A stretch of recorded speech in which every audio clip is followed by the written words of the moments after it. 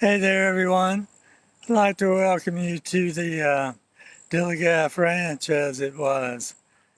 This is where I do my recording, where I do all my video production. It's where Eats Art Productions LLC is based out of. And we're going to discuss today my journey down Troubadour Road, promoting my new CD coming out. That'll be my third full-length CD.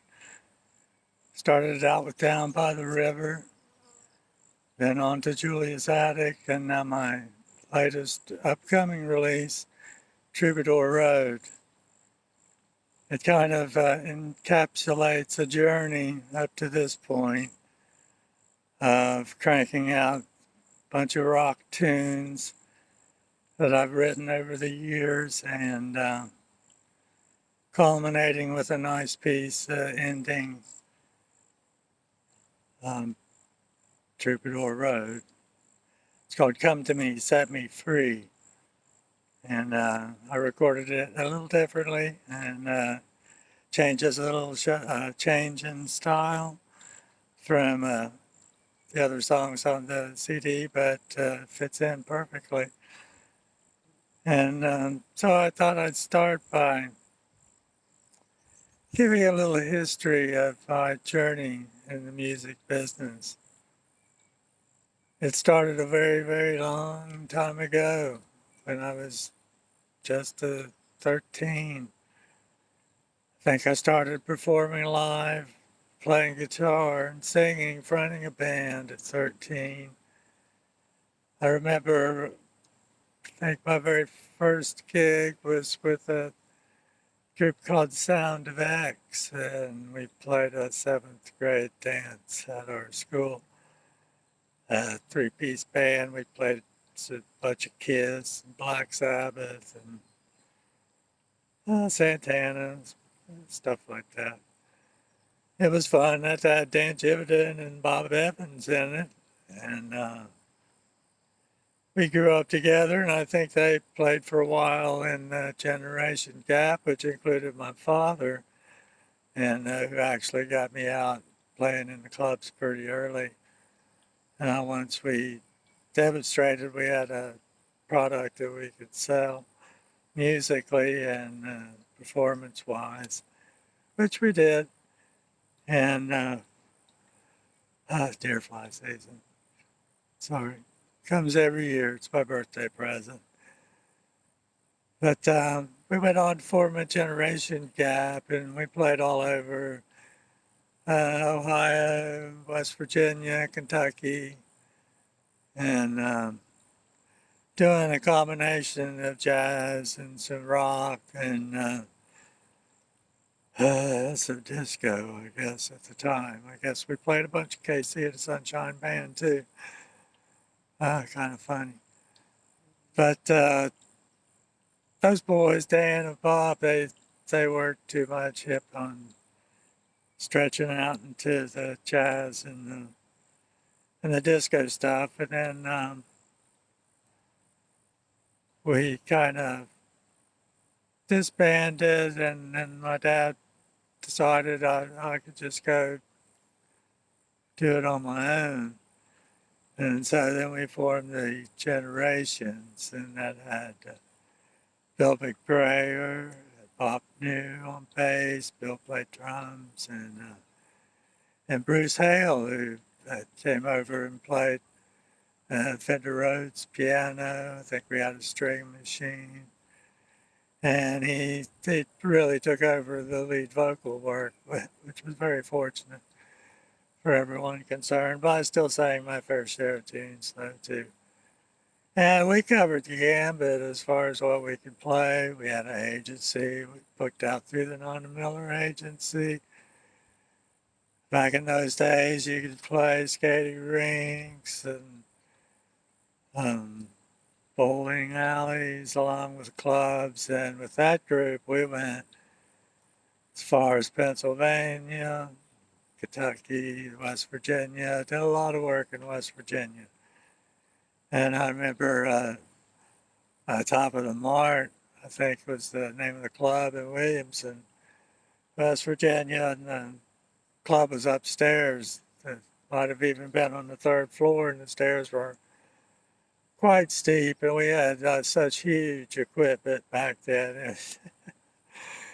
It was always a chore getting it up onto where we were going to play.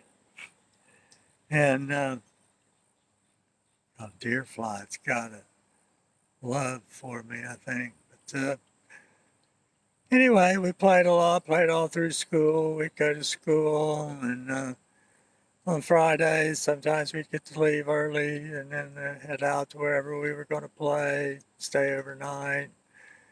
Got to grow up real fast playing in the clubs and stuff at a very young age. And that went along pretty good all through high school. And wasn't really sure what I was going to do. And after I graduated, I moved down to Daytona Beach with my cousin Gary, who had a place there. And at night we'd go up and down the strip looking for talent contests, and I'd go win talent contests to make some money and drink for free, and as usual. And that was fun, but then I got thinking, I have a full scholarship, so why not go ahead and go to music school, see what that has to offer. And so I did that, took up a triple major at Morehead State University in Kentucky, and came across some very influential instructors and some wonderful bandmates in jazz ensembles, Chuck Archer, Eric Middleton, Phil Neighbors. We had a tight rhythm section and that #1 lap band there. That was very good times, and all the little special group performances we did together on stuff I'd written, something maybe they wrote. Because I was a theory composition major, classical guitar, jazz guitar, and of course I'm rocking every weekend. And there again, we kept with the Generations for a little bit during my first year in college. And second year, we formed a new band with members from Pikeville, the University of Kentucky, Marshall University of West Virginia, Morehead. And that band was called Tempest. And I played rhythm guitar in that one, didn't sing. I may have done some backup vocals. We were doing Journey songs, and Pat Travers just killing it. It's a killer band, still doing cover music.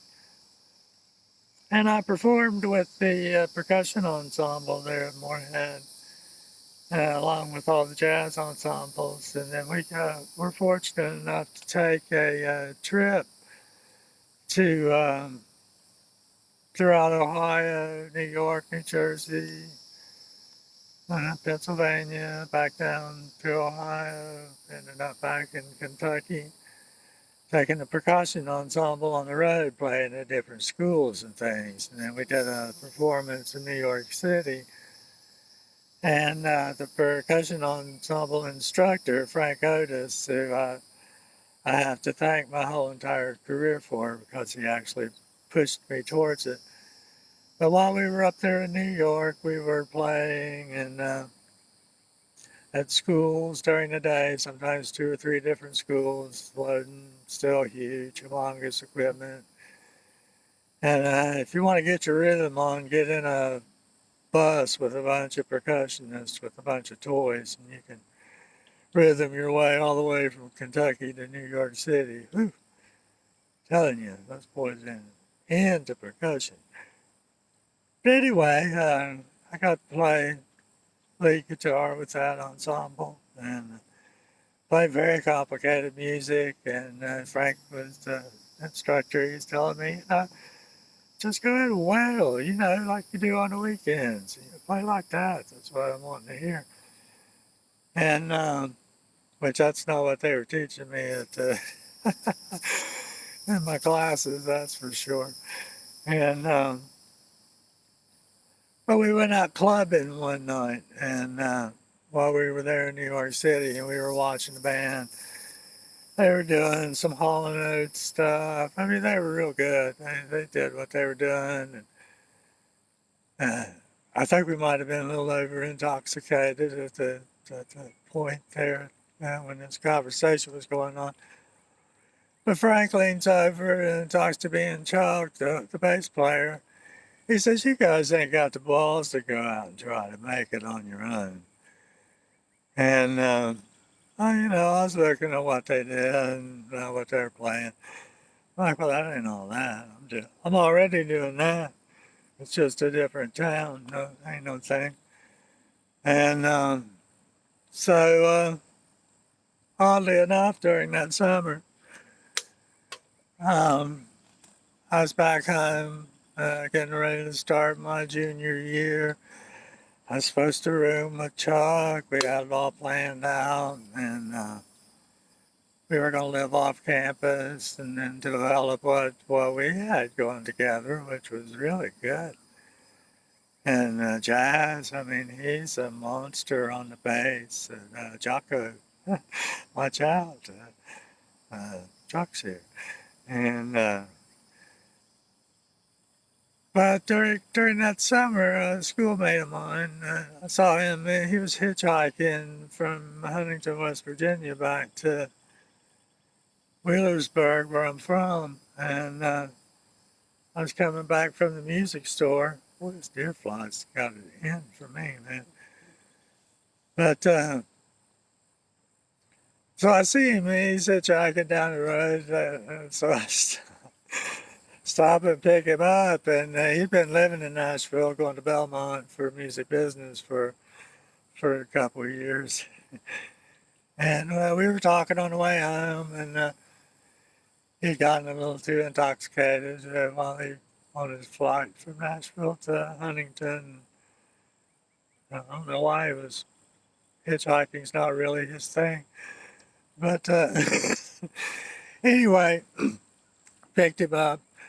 Turned out to be at the right place at the right time with Brian, because Brian said, you've got a place to stay in Nashville if you want to move down.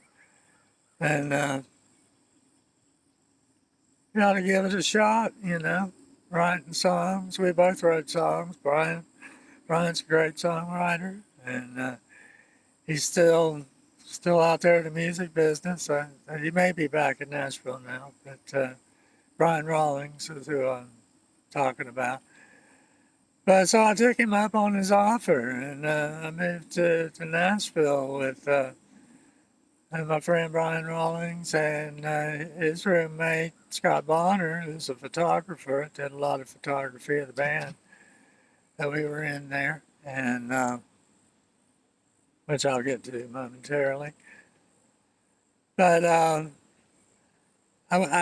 left town with $200 and my music equipment and a van, and I had a PA.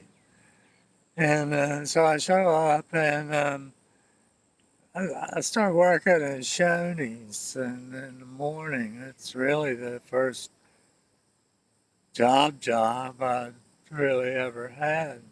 They probably ever cared to have, for that matter. But anyway, I did that, and then I was doing morning prep. I was washing dishes, typical no experienced person type of work, busting tables and this kind of stuff. And my hands started getting all screwed up from, I guess, the detergent, washing the dishes and all this stuff. And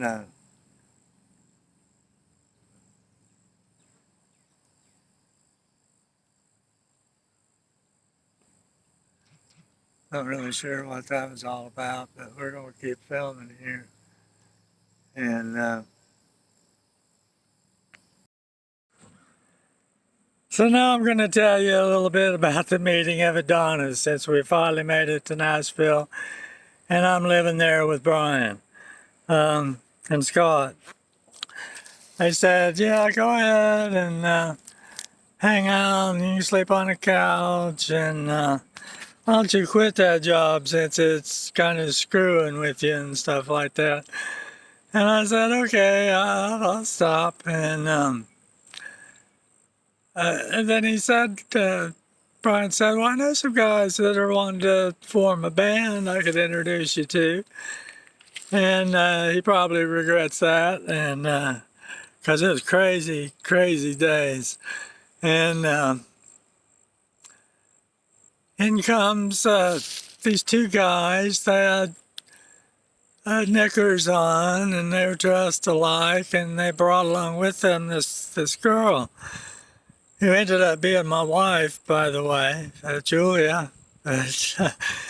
They brought Julia along for approval of this guy that Brian had told them about. And so they weren't interested in a crunch guitar player, that they were kind of wanting something a little different. And I went through about however many styles I can play, which is quite a few. And I said, I think we found our guy. And so we go, and they auditioned a bass player, and we ended up forming a band. And odd that I wasn't in on selecting the bass player, but the story gets more interesting as it goes along. And so I finally go and meet the band. We come up with, we're going to call ourselves Adonis. Like, oh, okay, cool. Well, we're all down with that.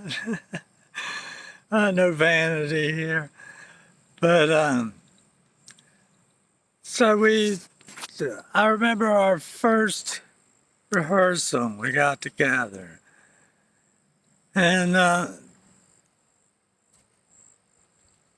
I think Matthew is the drummer.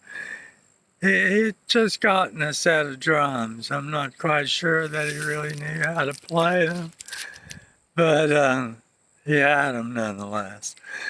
And I remember they put on this Who tune, Can't Explain, little 3-chord tune. And trying to pull it together, and just wasn't happening.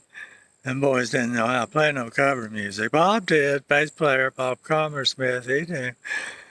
But those two boys wanted to form that band. They didn't have no idea what being in a band was all about. And so we more or less had to teach Matthew how to play drums. And I remember Bob, he would lay on the floor and stick his head in the bass drum and make sure that the bass notes were going alongside of the bass drum, and really paid attention to detail. But after that first little get together and seeing how futile it was to think that these boys were ever going to be in a cover band and go out and make money that way, that wasn't going to happen. I said, screw that. I was like, I'll write for the band. I'll write all the material, and we'll just do my tunes. And we'll make arrangements and stuff together, and I'll supply the material. Which I did, and wrote quite profusely. And they were all very accepting of my material, and we worked up quite a show.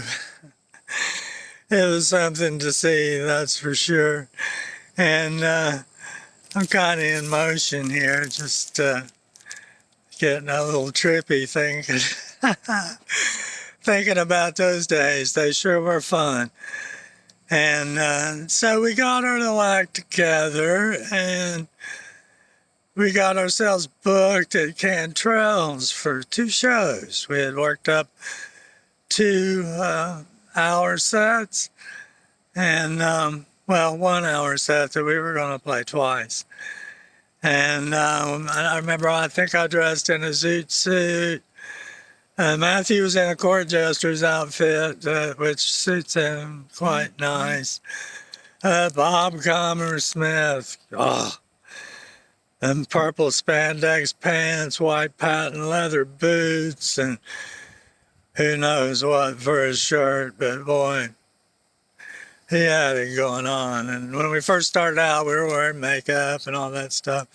It was 80s, early 80s. If you weren't wearing makeup, you weren't cool.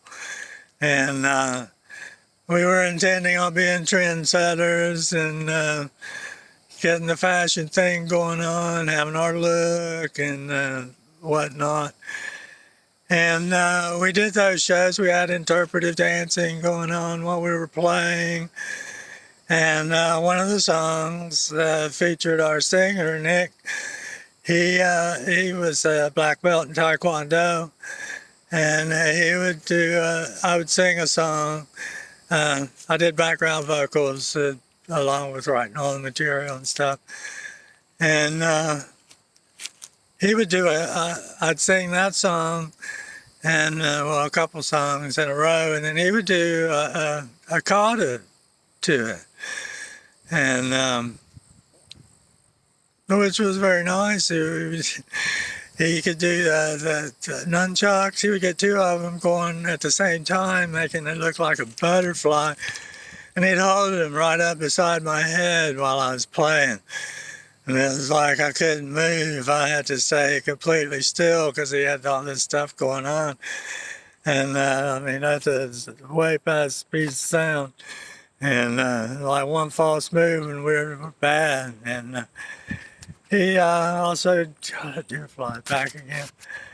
He also did a samurai sword routine with it. Sometimes we'd break out we'd break out old Avatar, the snake. He's a boa constrictor, about 9 feet long. And I'd have that crawling around on me sometimes. And oh, that snake, he sure was a giver, man. He'd swing him around like a lasso and crack his back. He loved it, man. And the snakes are deaf, so they can't hear, but they can feel the vibrations. But yeah, he became part of the act also. And from Cantrell's, all hell broke loose after that. So we were playing like every week, every other week. We're in the paper. We got posters plastered all downtown, the rock block. That's mainly where we played. We play, the underground clubs doing all original rock. And that'd be at Elliston Place on Elliston Square, which is in the rock block right by the Gold Rush, across the street from the exit in. And we would play Sweetwater. If you could play it, Spring Water, that's what it's called, Spring Water. There's a little shack in Centennial Park, and they've redone it, and kind of as a memorial to those days. And we packed that place full, you couldn't move, rocking in there, and trying to calm people down, not fight. Hey, it's like Monterey, hey, we're not going to play. If y'all are going to fight like that, it's crazy. And my cameraman's getting a little palsy here. But at any rate, we did quite a lot of stuff. And I mean, we spent 6, 7 years together. And we knew each other's thoughts, and when we played together, we were one. And we did some recording on some speculative projects. And we recorded with Bob Cruzen at his studios on Music Row doing an EP. And I think he still has the 2-inch tape out. And we're talking 80s here. And also recorded Polyfox, where we produced 2 songs for an album that was called Third Coast New Wave. It's featured in Nashville's underground rock scene. And we were kind of a punk band. We weren't really new wave, but I got a nice write-up for my writing for my song Love Don't Work that's on that album. And got inducted into BMI by Dale Bryant prior to its release. Dale himself signed me on, and which I was nice, very good honor. And surprising because, of course, I was probably too intoxicated to be there, but still a very good thing. Our band thrived on access or excess. I mean, if it was there, we were doing it, and we were doing lots of it. We were making lots of music, playing all over the place, doing our own stuff, playing colleges, clubs, and Mississippi, Knoxville, Chattanooga, and playing in Kentucky, and did a lot of things, and it was a lot of fun. And I wouldn't trade those times for anything, but we'd gotten up to the part to where we had a nice presentation for Polygram when they just formed, and we'd gotten passed over by some guy named John Mellencamp. His package was there too, so just you see how that went. But anyway, we plowed on, didn't care, didn't mean nothing to us.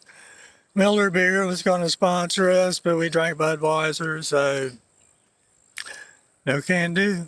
And so we turned down lots of stuff, and we had the honor of having Mark Coddington engineer some recordings for us. He did the work for Copperhead Road, Steve Earle. And he also taped our reunion bash that we had, I think in 97 or something, I don't know. And packed the place, sold it out. And it's a very good night. And I think maybe a year after that, we went up to Charlie Daniels' studio to record another EP, but that didn't work out. And it was obvious we just weren't meant to be. We were too crazy. But during those times, you know, we had the opportunity to do a lot of stuff. We had the run of the Capitol. Our photos were taken by the governor's photographer. Got to go to the symphony all the time, concerts, played in front of who knows how many people.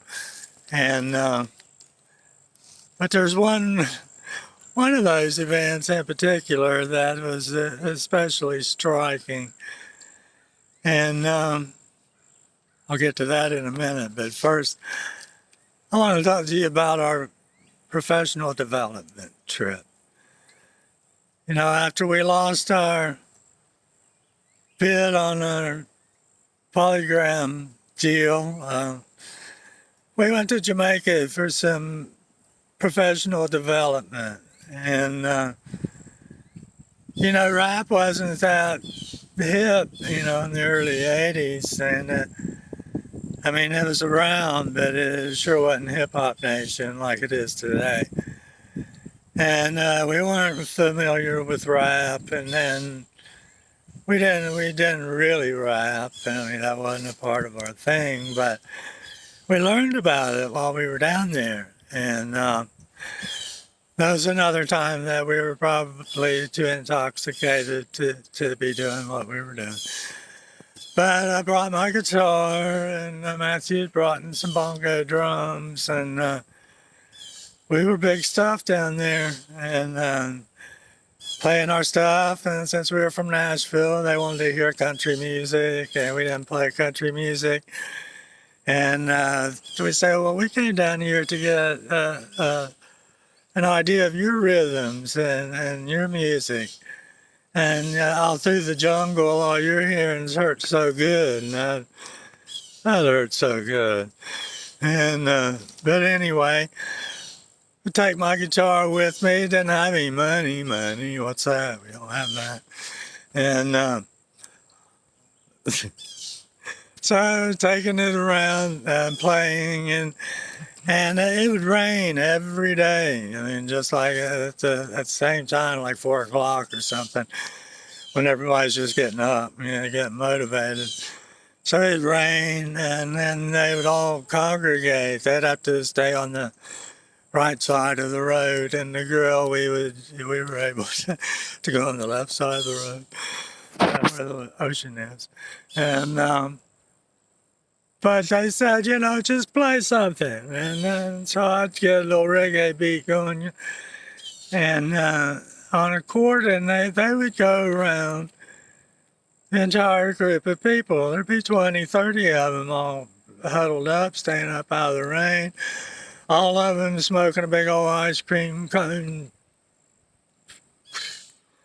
lamb's breath, it was crazy. They don't share. They don't pass, no. But they offered red stripes, so that's good. So at least we had that. And but we got introduced to rap because each one of these guys, they would tell a little story. And I'd just be chunking along some rhythm and going about by listening and checking it out. And it was totally cool. I mean, each one of them had a different rap, and that's what they were doing. They were rapping. They were just telling a story. And it got me to where I could play a good reggae beat, and just out of necessity. I think I could have stayed there and lived and just played in the little huts and stuff. But anyway, that's a different story. But we made it back. So we took the band, and part of the road, I think a light man went with us, Chuck, and he did my guitar work.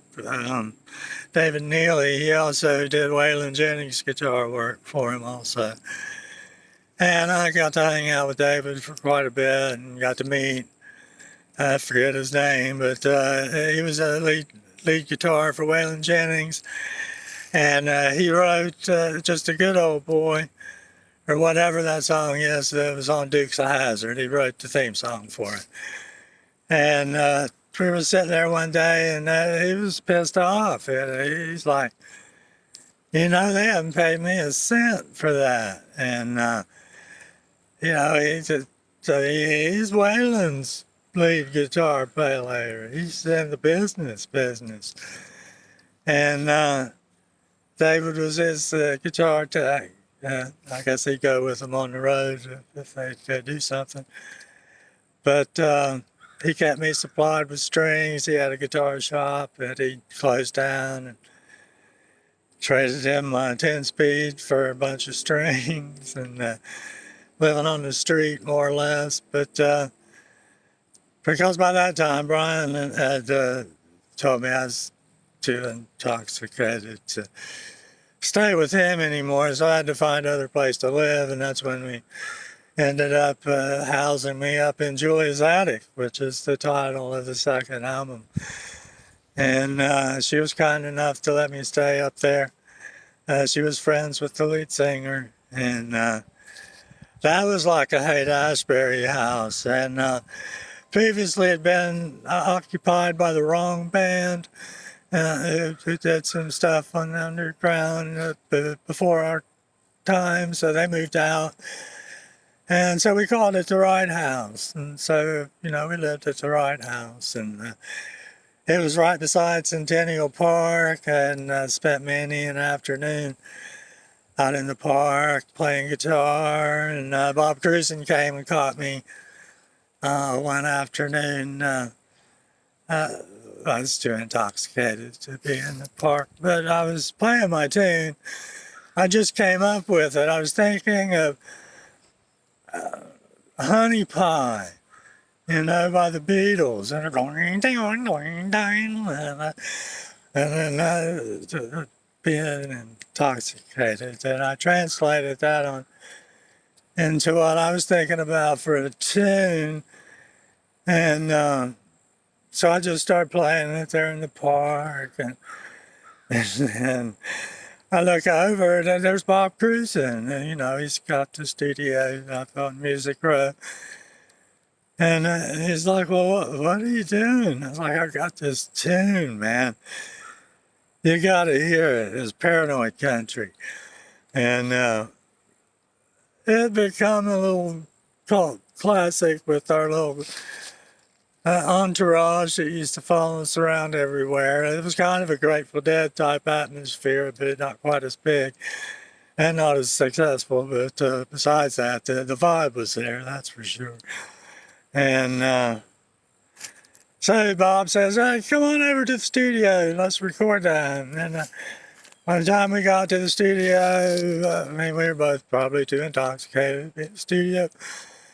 And so we recorded something different. I did Set Me Free, Come to Me, Set Me Free. That's my latest release right now.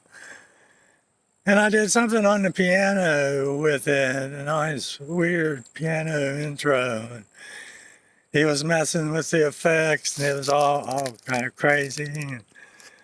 And, listening to it back on it wasn't very good. But boy, it sure was a fun night, though. And Bob was nuts. He would go and put his microphones on the floor and record the traffic sound from the street and stuff. It's creative times for all of us. And, Matthew did learn how to play drums, and he got very good at it and had a humongous drum set. He had a drum cage before drum cages were cool. I think he had maybe 3 bass drums on the floor and 1 mounted, and octatones and the gong and all kinds of cymbals and stuff, and really sweet snare. And but yeah, he got real good on the drums. And we were a rocking band, something that you had to see to believe. And we played one night, and I'm just kind of rambling from topic to topic here. And we played at this place called the Ringside Seat. They'd have fights there. And I'm in a Beatles fan club, and I notated that the Beatles had performed in a boxing ring before, and they weren't very comfortable with it. But we were there. I think it's Ringside Seat where this happened. And so it's packed, and we're too intoxicated. We're playing. And it's time for the number where I sing the tunes, and then the lead singer does his karate thing and routine. And so we got through the nunchuck part, okay, no problems. And I remember our producer from Love Don't Work, he's crawling up on the stage, pulling on my pants, thinking I'm God or something, I don't know. Well, Neil was too intoxicated, and that was all my fault. But I apologize, Neil, if you're still with us. And but that was a fun night, you got to admit. But anyway, and we get to the samurai sword portion of the performance, and he's coming around and he snaps it in front of him. And we're looking like there's no blade on the thing. Where'd the blade go? It's like, oh no.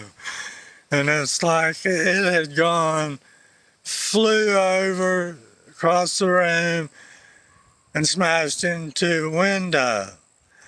And luckily no one was killed or hurt or anything.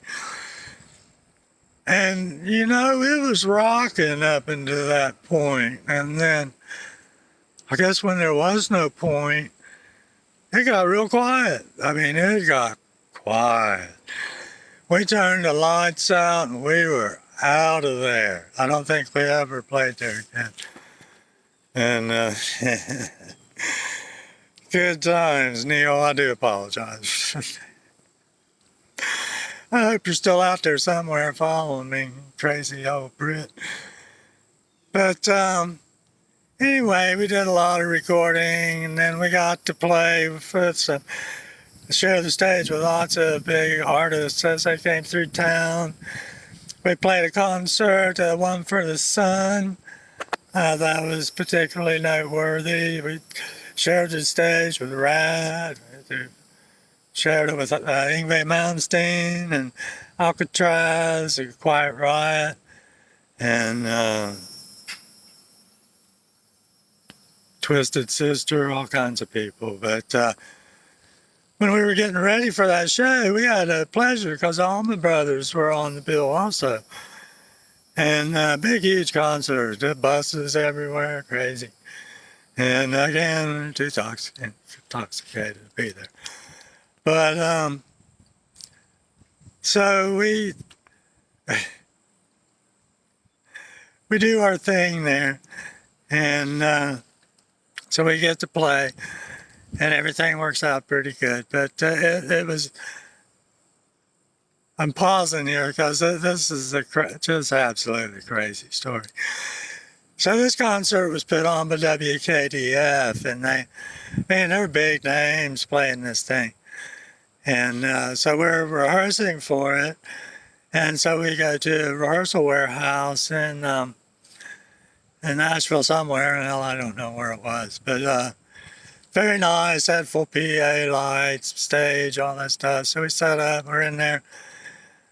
Cranking out our tunes, and then we noticed that we heard some Allman Brothers stuff coming from across the hall, and then we started alternating. We'd do a song, we'd be quiet and listen, and they'd do a song, we wouldn't do one, we'd listen, and a neat little back and forth without actually having met him. But Dickie Betts was in there playing, and he was listening, and but at this concert, we were too intoxicated, and our band mom at the time, Lois, she was, and her boyfriend David Ezell, he signed Allman Brothers, but they were grabbing me, and they were saying, "Hey Rob, you've got to go meet. Yngwie's wanting to meet you. Says you got stuff in common. He wants to meet you." I like Yngwie. I don't give a fuck about Yngwie. He does his thing, I do my thing. And then they bring this cake out. It's beautiful, like 3 layers. And they show it to me. And while they're trying to get me, WKDF's bringing it up, showing it to me. And while they're trying to get me to go see Yngwie, which I could care less about at that point. And then I look at the cake, and they're like, "Well, what do you think?" And then I remember just digging my hands into it, taking a big old bite out of it. God, they were pissed off about that. But an extremely hilarious moment for me anyway, and kind of foreshadowed my antics for the rest of my life. But anyway, that's another story. But we're going down Troubadour Road right now. And I had to get that One for the Sun story in. It was too good. But you know, good times can be too good. And that seemed to be the case with our band in Adonis in Nashville. And so we had kind of an odd split up. Our interests started to drift, and we'd really spent the last 6-7 years with each other, night and day, and did lots of stuff, had lots of fun, and a lot of experiences people don't get a chance to experience, but a really wonderful time. But when I saw that it was going nowhere, it was time for me to leave town.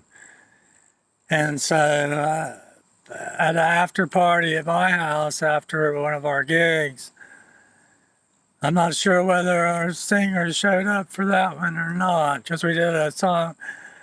The name of the band was Adonis, and then we booked a night at Elliston Square as Synagogue, so we spelled it backwards. And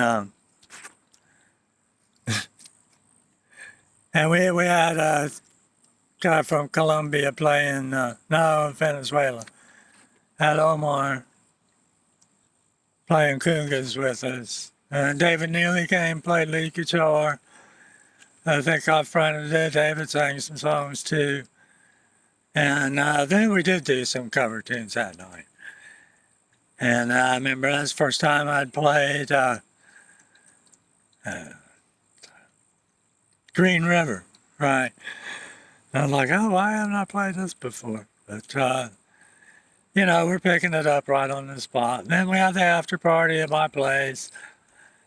And, you know, it's getting to be like 4 or 5, you know. Everybody's too intoxicated. I'd already wrecked my van by that point in time. But that's a different story. And so I didn't have much transportation. So I asked these guys, they had a black Trans Am. And it's like, you ever been north of the Mason-Dixon line? They're like, no. Why, you want to go? And I'm like, well, sure. And so they packed me up and take me up to Ohio. And I moved down to Florida. And I go back up with my buddy Dwayne, who I went to school with, who's playing in Geneva right now. And we went back up to get my stuff and my van. And I wonder where my van was. Don't even remember. But I was able to get my stuff, and they didn't want me to leave. You can count on that. And my guitar roadie, Mike Ingram. Mike, I hope you're out there somewhere watching, as I miss you, brother. He came down here with me, and so it was me, him, and Dwayne coming down here, and saw my stuff, broke down van. My girlfriend's dad had kind of done some repair work on it, and got it to where we could get it down to Florida and to fight this sun. Here we go. But so now I'm in Florida. What am I going to do now? And I played music for most of the time, and got to work. Had to learn how to play country to eat down here, and got to play with a guy named Tennessee Slim, and man, boy, did he know how to pick country music. And wasn't George Jones, but Ernest Tubb. He was Ernest Tubb's lead guitar player, and that man was good. He had gold records on the wall. Been on Bob Hope's show, did all kinds of stuff. But I learned chicken picking from him, I guess, and it was a good tutelage. Awful band, but he was sensational. And you just kind of had to go with wherever the beat was. Southern Surprise, it was a surprise every time. And so again, I was always too intoxicated to really remember too much about that. And but we moved up to where we are now, and I spent 10 years or so playing in local bands, maybe longer, and doing duets, doing my own thing. I got a little jazz group together, using some guys from University of North Florida. We did a concert at the Blue Crab Festival in town, and warmed up in front of Poco, and they were back in the green room when I started playing. They came out, got folding chairs, sat them right down in front of me, the whole band, and stared at me and watched me the whole show. And that was probably the biggest compliment I've ever got. So thank you, Poco. And made a fan for life. And but now I'm on to my new thing, Robbie C, and kind of my music personality. He's different than my other personality. And he's a performer and loves to record. And been doing a lot of it. I started out with an EP. I thought I'm going to make a rock album on classical guitar. All the guitars will be classical guitar. And I got my studio set up and got used to, you know, working the board and all that stuff. And come out with an EP called Touched. And some of my material on it, and which I've recorded most of it electrified on either Down by the River or Julia's Attic, which are all available on all your Apple Music, Pandora, Spotify, iHeartRadio. They're there. And we're getting ready to release our third full rock album, Troubadour Road.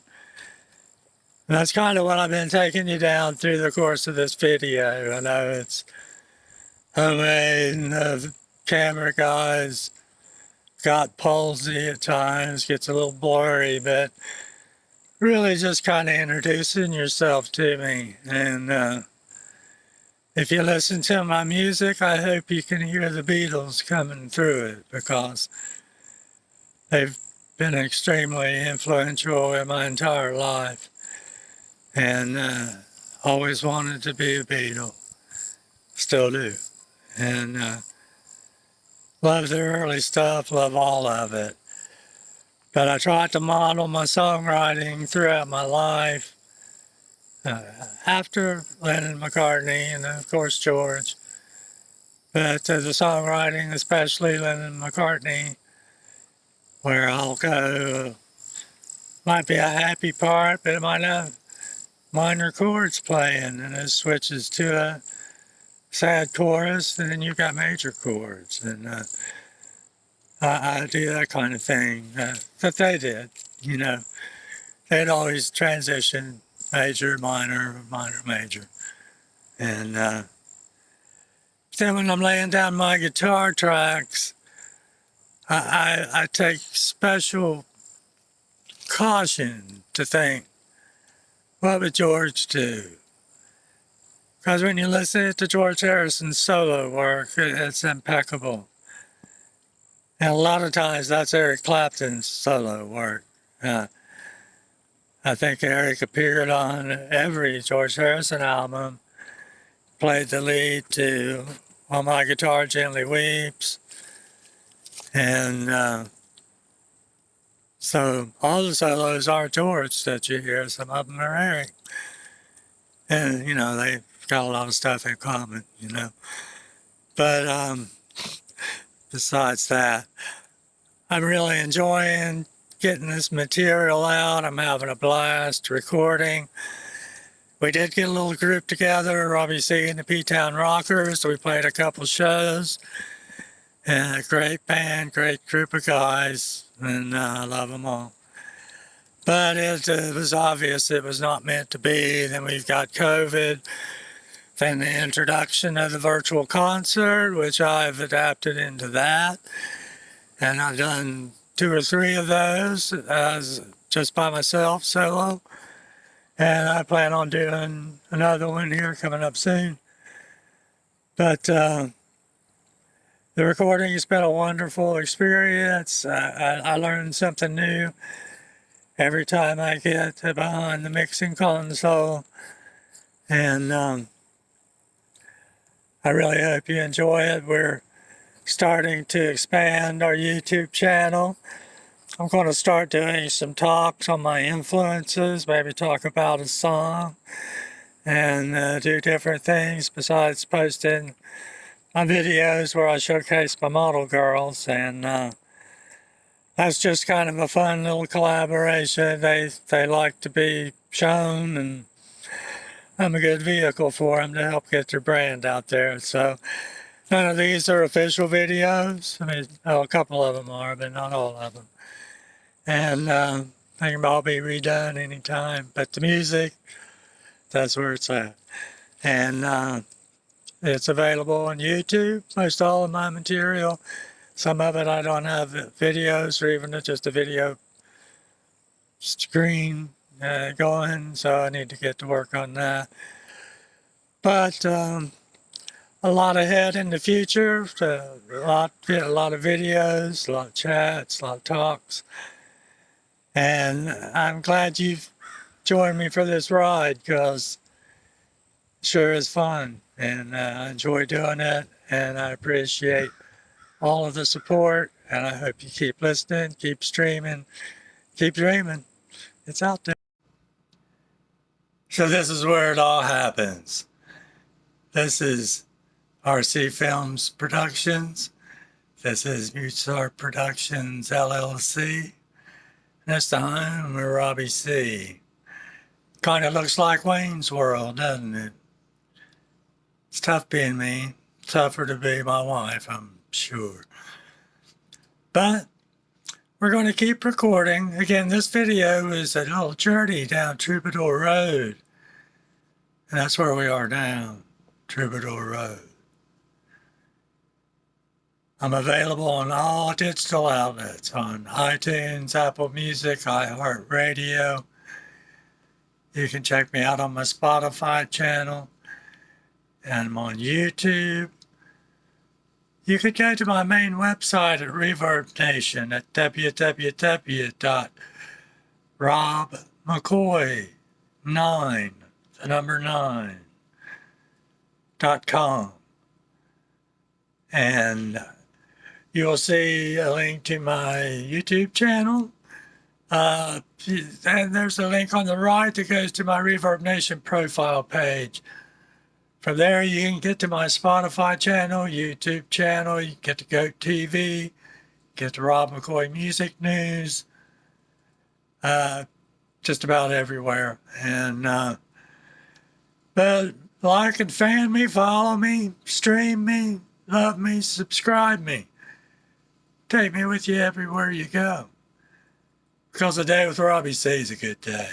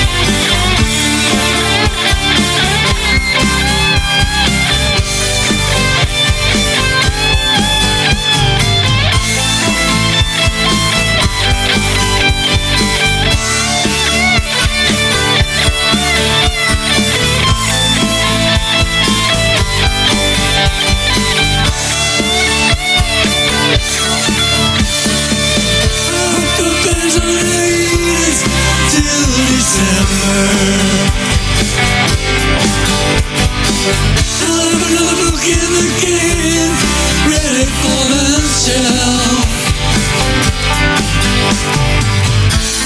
Out on the family lady, I'm a married. And we'll move back to the mountains in October. Miles down the road, I'll be a lucky man when I get down the road. Miles down the road, I'll be a happy man if I get down the road. Miles down the road, I'll be a lucky man when I get down the road. Miles down the road, I'll be a happy man if I get down the road.